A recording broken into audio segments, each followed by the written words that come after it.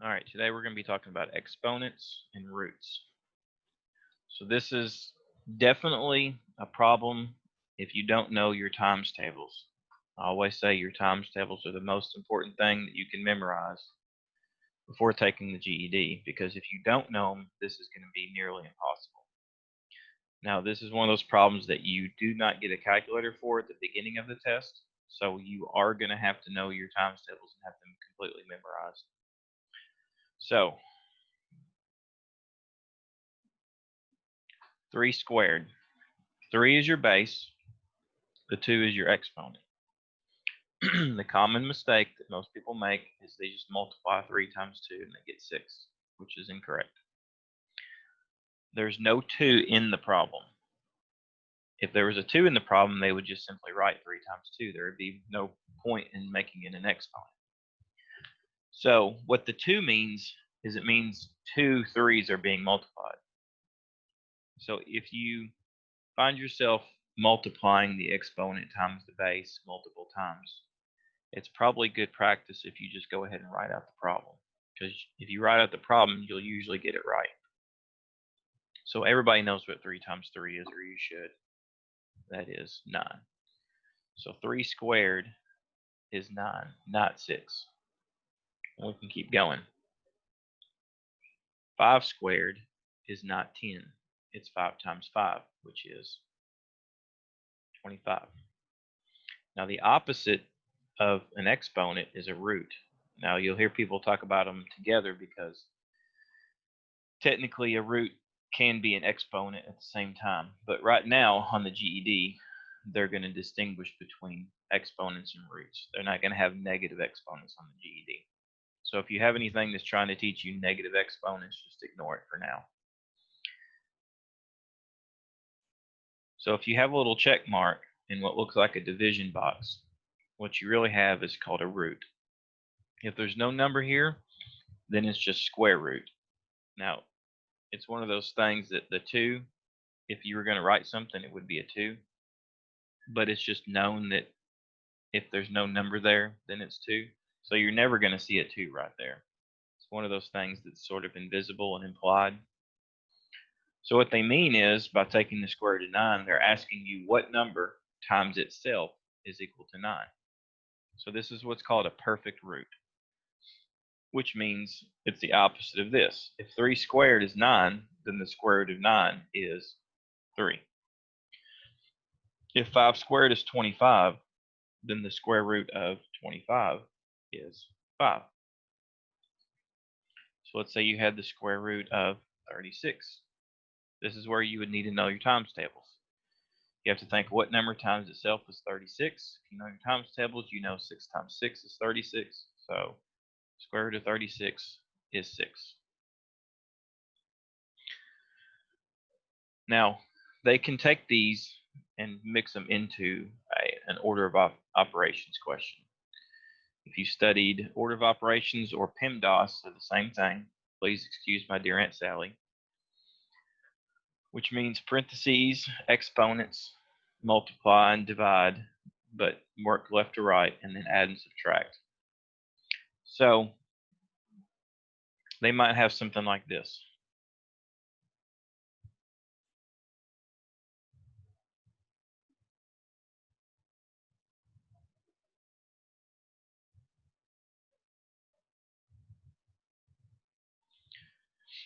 So even though there's not a parentheses, you work what's inside the square root first. You never try to take the square root of 4 and then try to take the square root of 12, because you're going to run into problems. So you just simply add them together first. So you'd have the square root of 16. If you know your times tables, 4 times 4 is 16. So the square root of 16 is 4. Now they could have them separated like this.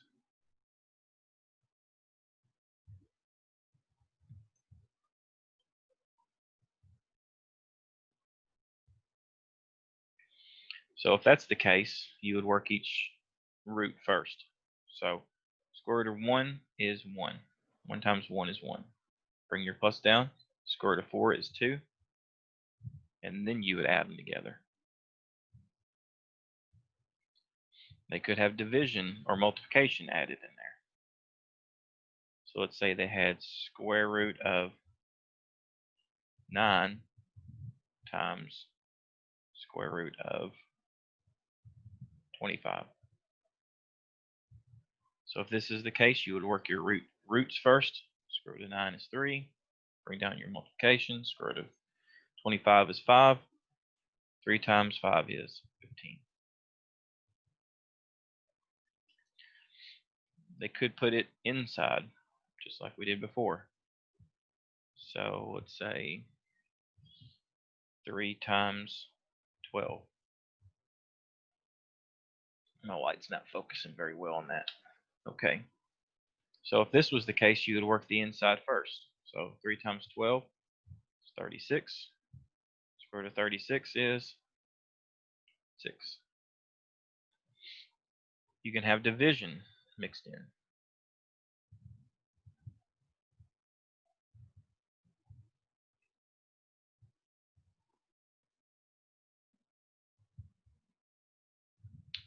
Trying to think. We'll just do an easy one.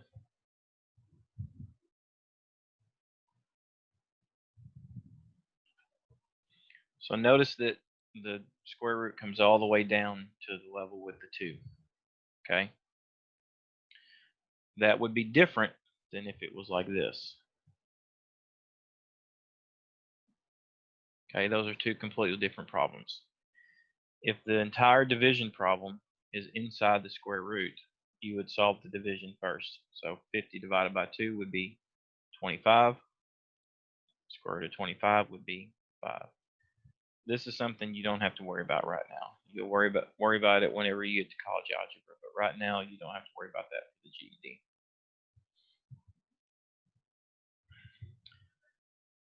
They could have it set up like this.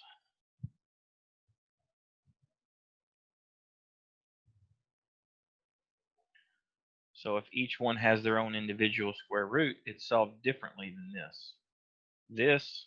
This whole thing is inside, so you work what's inside first. This one, you would work each square root first, and then you would do your division. So square root of 100 would be 10. Square root of 25 would be 5. Then you do 10 divided by 5, and you would get 2. Now that's square roots and squaring. I have seen questions on the GED that do cube roots. Cube root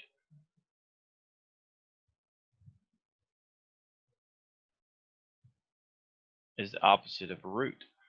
So if you had 2, I wrote that wrong, 2 cubed, you would have a 3 for an exponent. Now some people say raised to the power of 3. That's not incorrect, but the easier way to say it is cubed. So 2 cubed, again, this is not 6. You do not multiply 2 times 3. Write it out if you don't know how to do it in your head. It's probably a good idea, even if you can do it in your head, to write it out. Now sometimes people will write it out and they'll still get the wrong answer. They'll say, well, 2 times 2 times 2 is 6. Well, it's not, because it's not saying 3 times 2. It's saying 2 times 2 and then times another 2. So 2 times 2 is 4. Times another 2 is going to be 8. So 2 cubed is 8. So opposite of that would be cube root of 8. So if it goes above 2, they're going to write this. Now you're not going to have anything above cube root on the GED. Later on, if you move on to college algebra, you might have something higher than a 3. But for now, you just need to worry about cube root. So if 2 times 2 is 2 times 2 times 2 is 8, then the cube root of 8 is 2. So what they're asking is, they're asking for 3 numbers that are all the same that multiply together to get 8. This signifies how many numbers are getting multiplied. So 2 is getting multiplied 3 times, equals 8. So therefore, the cube root of 8 is 2. Now, you can also do negative 2 in parentheses cubed. So negative 2 times negative 2 times negative 2. If you know your integer rules, you know a negative times a negative is a positive. So -2 times -2 is +4. Multiply times another -2, you end up with -8. So for the GED, you can have negative numbers inside a cube root. You will not have negative numbers inside a square root because you can't take the square root of a negative number without an imaginary number, and that's something that you're also going to learn in college algebra. So you can have the cube root of a negative number. So if you know that the cube root of 8 is 2, and they just put a negative in front of it, you know the answer is just going to be negative. So the number doesn't change, just the sign. On cube roots, I'm not going to give you any worksheets because you really don't have to get very far up, because cube roots get really big really quick. So really what you only need to know is the cube root of 1 is 1. Anytime you take the root of 1, it's always going to be 1. You need to know the cube root of 8 is 2. You need to know the cube root of 3, or of 27 is 3. That's about as big as I've seen them go on the GED. And then the opposites of those, cube root of -1 is going to be -1. Cube root of -8 is going to be -2. Cube root of -27 is going to be -3. After that, they get pretty big. It's 4 times 4 times 4 would be 64, I think. So I'll just go ahead and write that on there just in case. So 4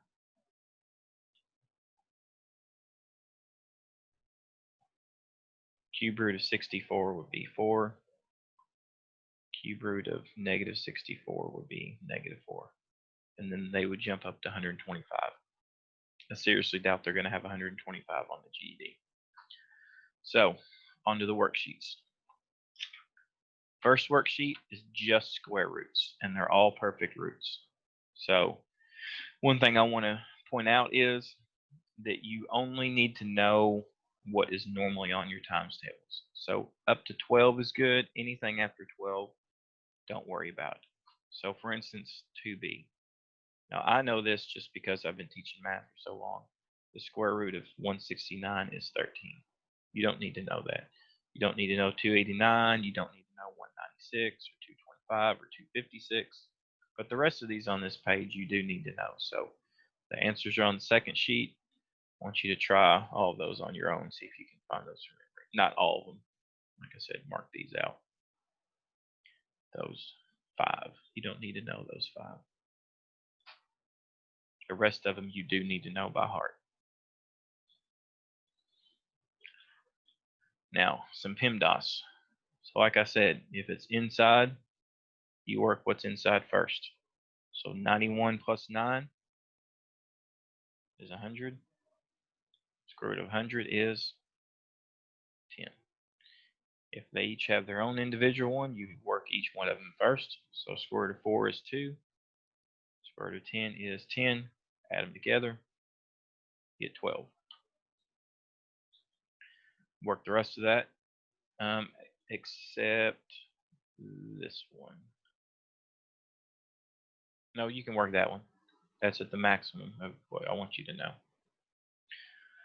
So you can do all those on the second sheet.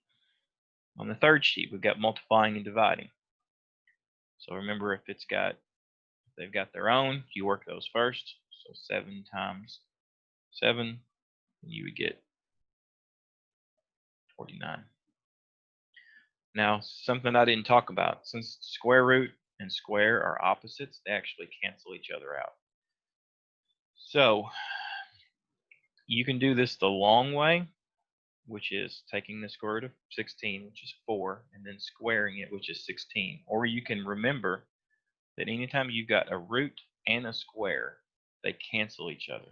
Sort of like multiplying and dividing cancel each other, or adding and subtracting cancel each other out. So if you have a square outside of parentheses, square root inside the parentheses, or vice versa, if you have the square root on the outside and the square root on the inside, then the answer is just the number itself. You shouldn't have to do any math for those. Again, if everything is inside the square root, work that out first and then take the square root. So you should be able to work all of these on here. Answers are on the second sheet. Check yourself. And that is the end of the video.